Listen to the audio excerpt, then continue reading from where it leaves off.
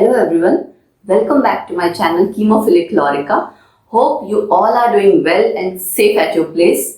And students, मैंने finally graduation की series start कर दी है, so just go check it out and update your knowledge. Moreover, class +1 और +2 की series के लिए मैंने एक recap video बनाने का सोचा है after the chapter. So that आपका पूरा जो वो चैप्टर है इजिली एक बार रिवाइज हो जाएगा. आगे आने वाले इसी करिकुलम की जो पूरी सीरीज है +1 +2 की, उसमें बहुत सी इंटरेस्टिंग चीजें मैंने ऑलरेडी सोची हुई हैं. आप जैसे जैसे वीडियोस देखते जाएंगे आपको डेफिनेटली पता लगता जाएगा एंड आई होप आपको वो सब मेरे आइडियाज पसंद आएंगे.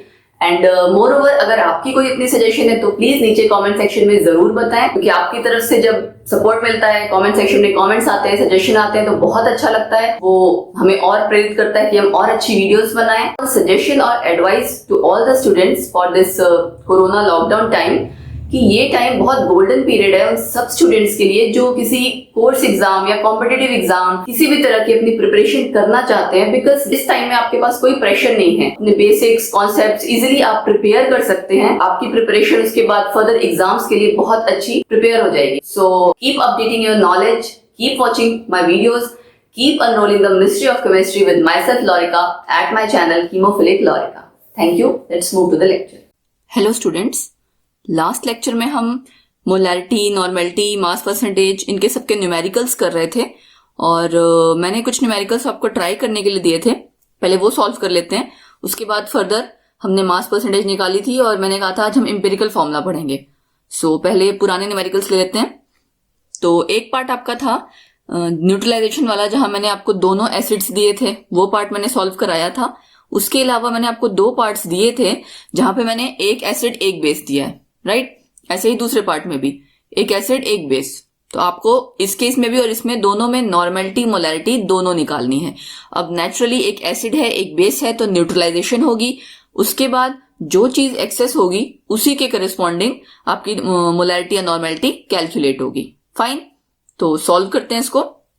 100 ml ऑफ 0.1 मोलर H2SO4 का क्या मतलब है, मैंने आपको लास्ट लेक्चर में भी बताया था कि हम कैसे कैलकुलेट करते हैं डायरेक्टली नंबर ऑफ मोल्स या number of gram equivalents.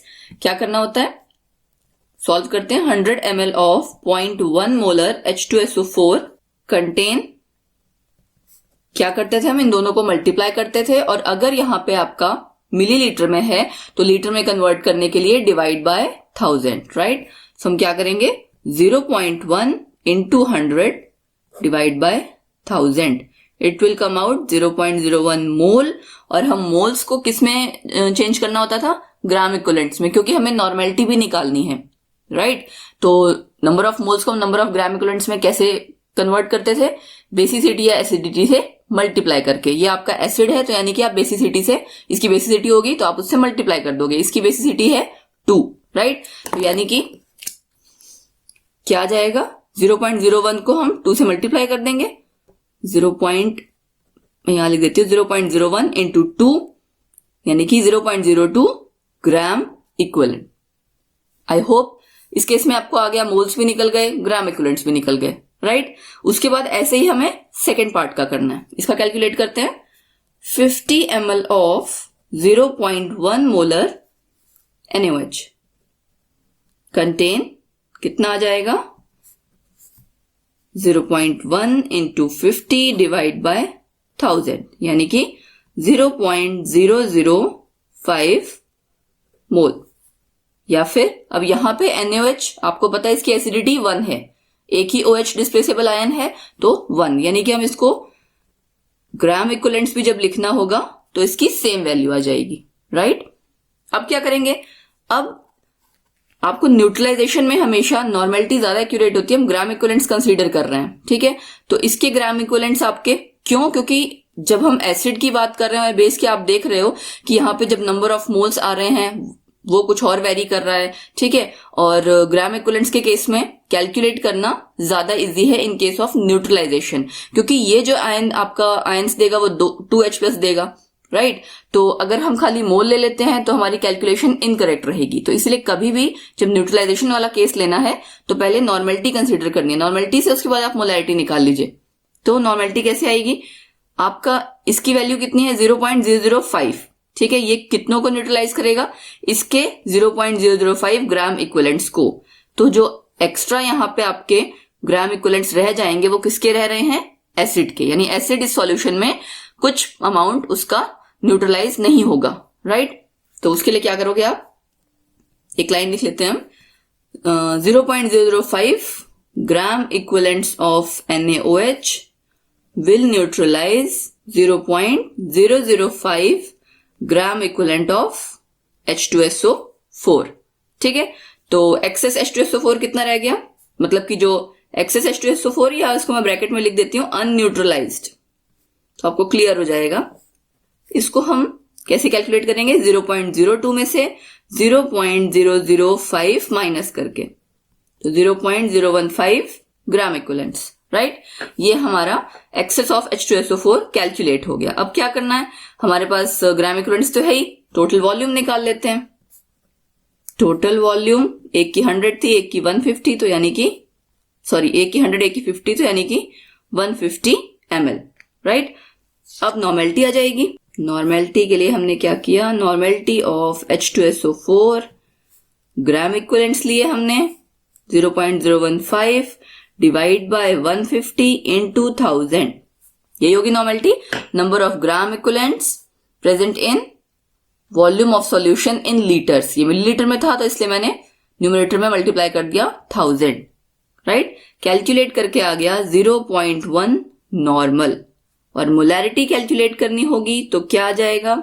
Normality divide by basicity, so it will come out to be 0.1/2 और वैल्यू आपकी आ जाएगी 0.05 मोलर। तो नॉर्मेलिटी भी आपकी निकल गई, मोलैरिटी भी। फाइन। ऐसे ही एक और एग्जांपल कंसीडर करते हैं। दूसरा केस है 50 ml आपका 0.1 नॉर्मल H2SO4 दिया है और 100 ml 0.1 नॉर्मल NaOH। इसमें भी ऐसे ही कैलकुलेट करेंगे जैसे हमने ऊपर वाले क्वेश्चन में किया, राइट? तो कैलकुलेट करते हैं। 50 ml of 0.1 normal H2SO4 will contain, क्या जाएगा? वैसे ही same 0.1 multiplied by 50 divide by 1000, right? जैसे हमने नंबर ऑफ मोल्स निकाले वैसे ही नंबर ऑफ ग्राम इक्विवेलेंट्स। तो ये आ गया हमारा 0.005 ग्राम इक्विवेलेंट्स, राइट? ऐसे ही हमें निकालना है उसके बाद NaOH के लिए 100 ml ऑफ 0.1 नॉर्मल NaOH, ठीक है, कंटेन, क्या जाएगा? 0.1 मल्टीप्लाइड बाय 100 डिवाइड बाय 1000, है ना? तो आपकी वैल्यू आ जाएगी 0.01 ग्राम equivalents. Fine.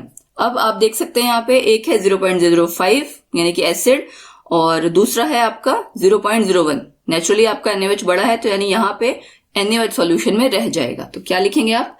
0.005 gram equivalents of H2SO4 will get neutralized by 0.005 gram equivalents of NaOH, ठीक है? तो एक्सेस NaOH यानी कि अनन्यूट्रलाइज्ड, ऊपर वाले में आपका H2SO4 था यानी एसिड था, यहां पे आपका बेस है एक्स्ट्रा। तो कैसे निकालेंगे आप? 0.01 माइनस 0.005, वैल्यू आ गई 0.005 ग्राम इक्विवेलेंट्स। टोटल वॉल्यूम वैसे ही सेम जैसे ऊपर किया था, 100 प्लस 50 इज इक्वल टू 150। फिर नॉर्मेलिटी क्या आ जाएगा? नॉर्मेलिटी के लिए 0.005 क्योंकि number of gram equivalents excess of NaOH के, और डिवाइड में आपकी वॉल्यूम, मल्टीप्लाइड में ऊपर 1000, कितनी वैल्यू आ जाएगी यहाँ पे? 0.033 नॉर्मल सॉल्यूशन कहते हैं, ठीक है? नॉर्मेलिटी आ गई। अब मोलैरिटी कैसे निकालेंगे हम? Normality divide bye acidity. अब NaOH की एसिडिटी तो 1 ही है तो यानी 0.033 divide by 1, so it means इसका मोलर सॉल्यूशन और नॉर्मल दोनों की सेम वैल्यू है। 0.033 नॉर्मेलिटी भी आई, 0.033 मोलैरिटी भी आएगी। फाइन। ये जो आपके पार्ट्स मैंने लास्ट लेक्चर में दिए थे और एक मास परसेंटेज वाला दिया था, अमोनियम क्लोराइड वाला, वो कर लेते हैं। लास्ट लेक्चर में हमने परसेंटेज कंपोजिशन भी निकाली थी फॉर्मूला से, परसेंटेज ऑफ एलिमेंट या किसी कॉन्स्टिट्यूएंट का निकालना था। तो उसमें एक ये पार्ट मैंने आपको ट्राई करने को दिया था, percentage of cation in ammonium dichromate है, ठीक है। तो अमोनियम आपका कैटायन है, तो इसमें आपको परसेंटेज ऑफ कैटायन निकालना है। तो उसके लिए सबसे पहले आप क्या करोगे, पहले तो उसका फॉर्मूला पता होना चाहिए। अमोनियम डाइक्रोमेट का क्या फॉर्मूला होगा, नॉर्मली बच्चों को नहीं पता होता है। अमोनियम NH4 पॉजिटिव होता है, ठीक है, इसके ऊपर +1 चार्ज है। Cr2O7 के ऊपर यानी डाइक्रोमेट के ऊपर 2 नेगेटिव चार्ज है, तो यानी यहां पे ट्वाइस हो जाएगा ये, राइट। अब हम क्या निकालेंगे, इसका मॉलिक्यूलर मास। तो अमोनियम के लिए आपका 14 + 4, ये आपका हो गया NH4 का इंटू ट्वाइस, फाइन, +2 × 52 +7 × 16, ये वैल्यू आ जाएगी 252, ठीक है। अब क्या करेंगे हम, हमें निकालना है परसेंटेज ऑफ एमोनियम कैटायन, है ना। तो इसकी जितनी वैल्यू है इस पूरे उसमें, तो NH4 ट्वाइस की कितनी वैल्यू है, इतनी, ठीक है ना। ये आपकी आ जाएगी 36, डिवाइड में आपका आ गया टोटल मास इंटू 100, राइट। तो वैल्यू आपकी आ गई 100/7, 14.29%, फाइन। अब यहाँ पे बहुत से बच्चे अमोनियम कैटायन का खाली ये ओवरऑल पूरा लेना, percentage of cation in ammonium dichromate, तो ट्वाइस भूल जाते हैं, खाली यहाँ पे ये 18 ले लेते हैं, तो 18/2 52 कर देते हैं। बट यू शुड नो आपका पूरा फॉर्मूला ये है, तो इसको ट्वाइस करके आप लोगे, ठीक है। मास परसेंटेज हमने यहाँ निकाल ली, किसकी, अमोनियम की, अमोनियम डाइक्रोमेट में, क्लियर।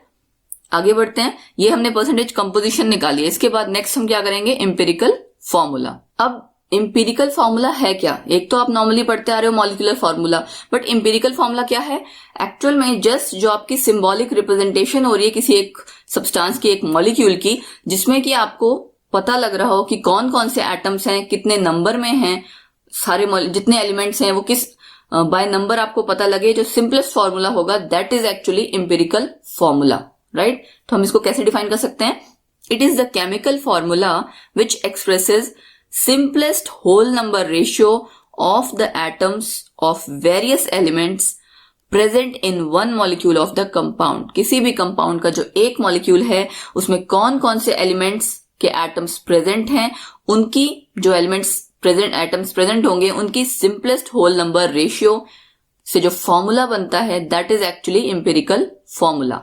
जैसे सपोज बेंजीन का फॉर्मूला आपको पता है क्या होता है, C6H6, right. But simplest formula की अगर हम बात करें तो CH होगा ना, क्योंकि आपको रेशियो आप ले रहे हो, सिंपलेस्ट होल नंबर रेशियो वैसे भी लेते हैं 6:6, तो क्या 1:1 ही आती।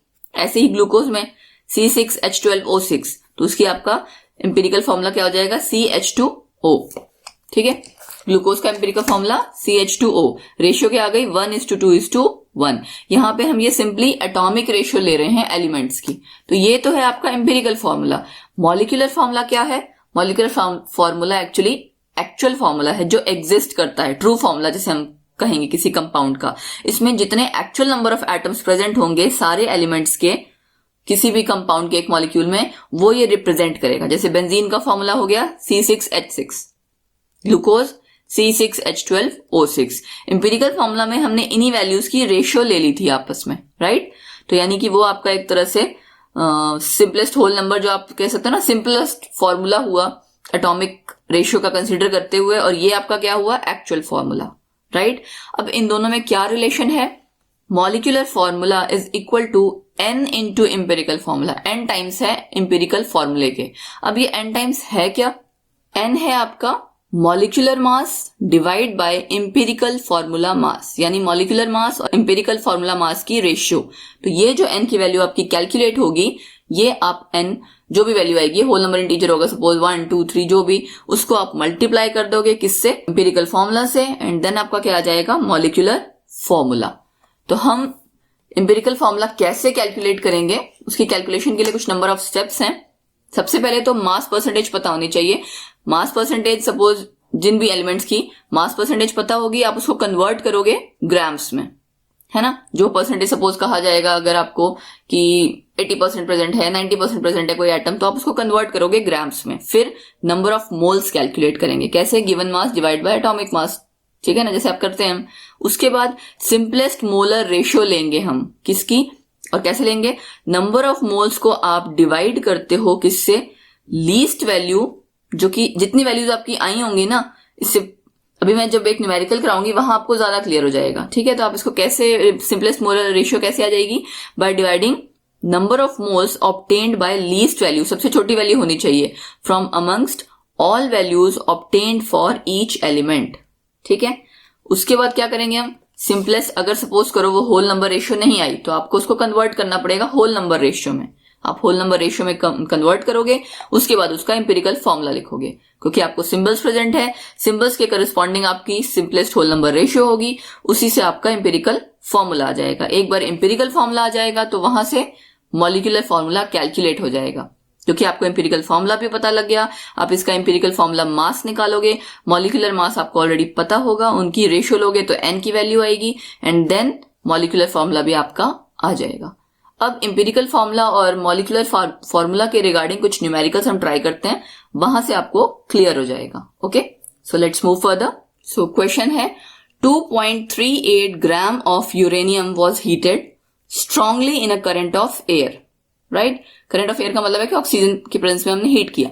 The resulting oxide weight 2.806 gram, determine the empirical formula of the oxide.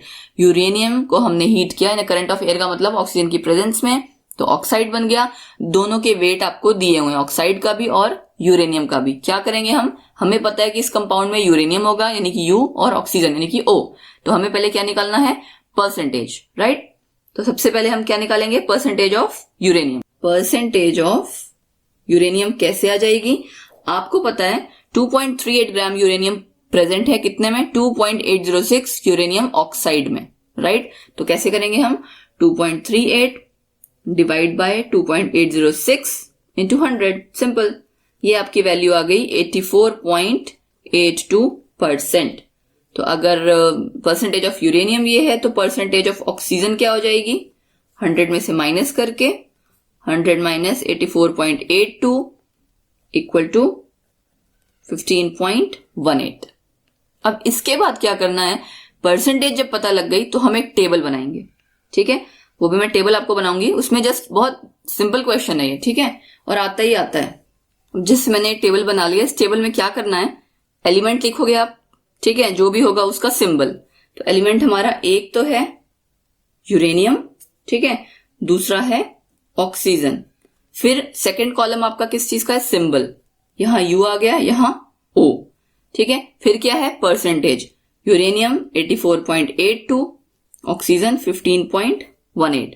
Atomic mass दोनों का हमें पता होना चाहिए, कई बार क्वेश्चन गिवन भी होता है बट मैक्सिमम केसेस में पता रहे तो ठीक है, ठीक है। अब जैसे यूरेनियम का था तो हो सकता है यूरेनियम का गिवन रहे, देन यहां तक तो ठीक है, एलिमेंट लिखा, देन सिंबल, देन उनकी परसेंटेज, देन एटॉमिक मास। उसके बाद आपने नंबर ऑफ मोल्स कैलकुलेट करने हैं, कैसे, percentage divide by atomic mass. ये एक्चुअली में रिलेटिव नंबर ऑफ मोल्स हैं, क्योंकि आप ये कंपैरिजन करके निकाल रहे हैं परसेंटेज और एटॉमिक मास की रेशियो लेके, इसलिए इसका नाम क्या है, रिलेटिव नंबर ऑफ मोल्स, ठीक है ना। ये एक्यूरेट नहीं है, रिलेटिव है, कंपैरिजन के थ्रू कर आप निकाल रहे हो। तो क्या आ जाएगा 84.82।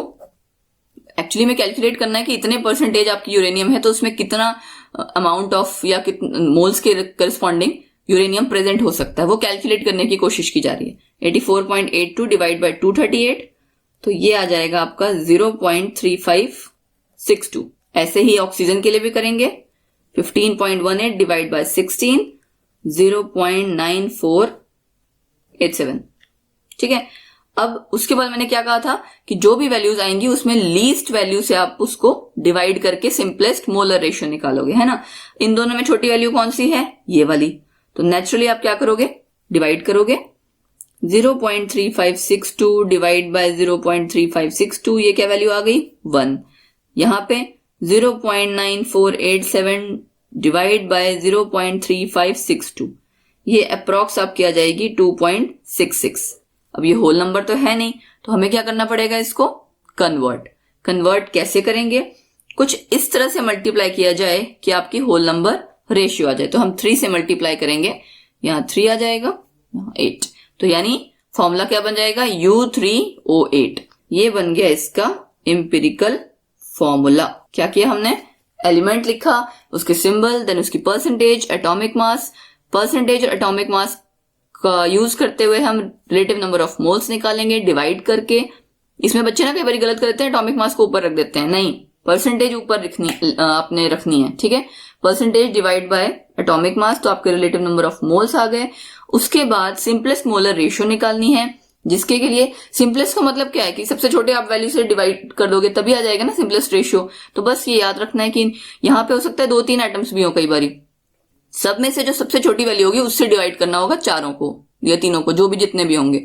तो यहां आपने डिवाइड कर दिया 0.3562, ऐसे इसको भी डिवाइड कर दिया, यहां भी वैल्यू आ गई, यहां भी, और ये आपका सिंपलेस्ट होल नंबर रेशियो आ गया। क्लियर है। नेक्स्ट क्वेश्चन जो आपको एक ट्राई करना है इसी एम्पिरिकल फॉर्मूला से related he, a crystalline salt on being rendered anhydrous loses 45.6% of its weight. The percentage composition of anhydrous salt, anhydrous salt की दी हुई है, ऑक्सीजन की परसेंटेज, एल्यूमिनियम, पोटेशियम, सल्फर, ठीक है। ये आपको मिल गया। ये एक्चुअली ना पूरा नाम लिखा होता है एल्यूमिनियम, पोटेशियम, मैंने शॉर्ट में सिंबल ही लिख दिया।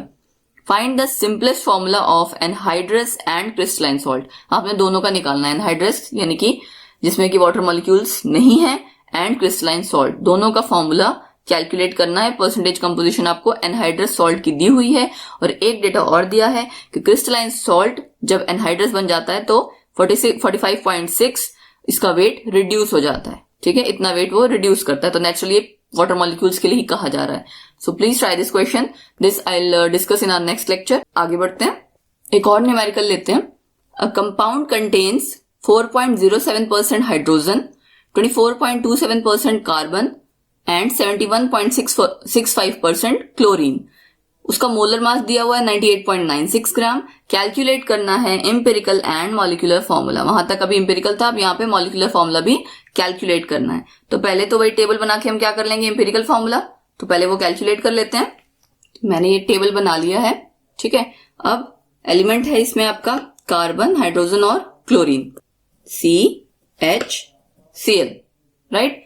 परसेंटेज लिखेंगे 24.27 carbon, 4.07 hydrogen and 71.65 chlorine. Atomic mass carbon का 12, हाइड्रोजन का 1, chlorine 35.5। Then relative number of moles कैसे आ जाएगा, 24.27 डिवाइड बाय 12, वैल्यू आ गई 2.02, 4.07 डिवाइड बाय 1, वैल्यू आ गई 4.07, 71.65 डिवाइड बाय 35.5, वैल्यू आ गई 2.02, राइट। अब क्या करना था, सबसे छोटी वैल्यू से हम डिवाइड करेंगे so that simplest molar ratio आ जाए। तो 2.02 divide by 2.02 equal to 1, 4.07 divide by 2.02 is equal to 2, ठीक है, ये 4.07 है। थर्ड केस में भी क्या है, 2.02 divide by 2.02 is equal to 1, यानी कि, और ये वैसे भी यहाँ पे कन्वर्ट करने की जरूरत नहीं है क्योंकि ये आपकी ऑलरेडी होल नंबर रेशियो है। तो फॉर्मूला क्या बन जाएगा, एम्पिरिकल फॉर्मूला क्या आ गया, CH2Cl, क्लियर। कार्बन, ये हाइड्रोजन 2 और Cl 1। अब यहां से क्या करना है हमें, एम्पिरिकल फॉर्मूला मास निकालेंगे, उसके बाद N की value, then molecular formula. Okay, empirical formula mass निकलेगा पहले, ठीक है। कैसे आ जाएगा, CH2Cl का हमें निकालना है। कार्बन के लिए 12, right, then plus 2 into 1 plus 35.5, value आ गई 49.5, ठीक है। 49.5 वैल्यू आ गई एम्पिरिकल फॉर्मूला मास की। N की वैल्यू क्या हो जाएगी, molecular mass divide by empirical formula mass. Molar mass आपको दिया हुआ था 98.96, राइट, डिवाइड हमने किससे किया, 49.5 से, वैल्यू आ गई अप्रोक्सीमेटली 2। तो आपका मॉलिक्यूलर फॉर्मूला क्या बन जाएगा, ट्वाइस इनटू एम्पिरिकल फॉर्मूला, 2 से मल्टीप्लाई कर दो क्योंकि आपकी N की वैल्यू 2 आई है। तो ट्वाइस किसका, CH2Cl का, यानी फॉर्मूला क्या बन गया, C2H4Cl2। कैलकुलेट हो गया। एक क्वेश्चन आपने और ट्राई करना है। A welding fuel gas contains carbon and hydrogen only, right?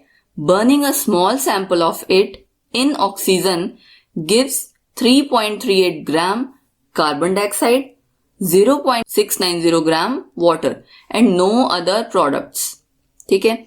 Volume of 10 litre of this gas is found to weigh 11.6 gram. Calculate empirical formula, molar mass and molecular formula. थोड़ा सा question की form change की हुई है. You have to just try it. बाकी है ये आपका सेम जैसे आपने अभी न्यूमेरिकल्स किए उसी की तरह. So this was all for this lecture. हम नेक्स्ट लेक्चर में ये न्यूमेरिकल्स जो रह गए वो करेंगे एंड उसके बाद इस चैप्टर का last topic that is stoichiometry. ठीक है, कि आपके उसमें भी वो आपका न्यूमेरिकल बेस्ड पूरा टॉपिक है, तो उसमें मैं काफी न्यूमेरिकल्स लूंगी. So till then try these numericals and that's it. Thank you. How was the lecture today? Hope you have hit the like button. Share your views in the comment section below. Also share my videos to your family, friends, everyone to help others also. और मेरे channel को please जरूर subscribe करें. Press the bell icon to get all the notifications immediately so that you don't miss any important content, right? So keep watching my channel. Thank you.